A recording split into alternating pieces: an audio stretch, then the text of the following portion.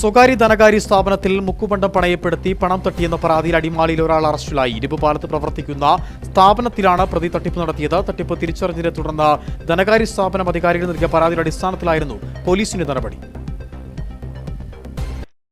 അടിമാലി വാളറ ഒഴുവത്തടം സ്വദേശി അഖിലിനെയാണ് മുക്കുപണ്ടം പണയപ്പെടുത്തി പണം തട്ടിയെന്ന പരാതിയുടെ അടിസ്ഥാനത്തിൽ അടിമാലി പോലീസ് അറസ്റ്റ് ചെയ്തത്. 2 തവണകളായിട്ടാണ് ഇരുമ്പുപാലത്ത് പ്രവർത്തിക്കുന്ന ധനകാര്യ സ്ഥാപനത്തിൽ പ്രതി തട്ടിപ്പ് നടത്തി 1,90,000 രൂപയോളം കൈക്കലാക്കിയത്.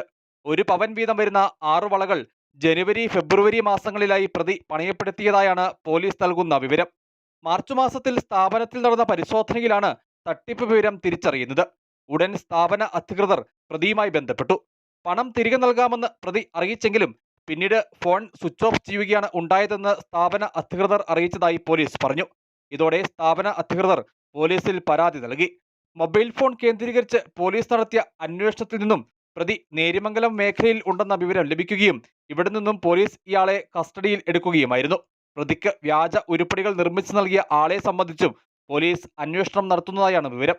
എസ്ഐമാരായ അഭിരാമ്, അബ്ബാസ്, നൌഷാദ് എന്നിവരുടെ നേതൃത്വത്തിലുള്ള പോലീസ് സംഘമാണ് പ്രതിയെ കസ്റ്റഡിയിലെടുത്തത്. News bureau, Adimali.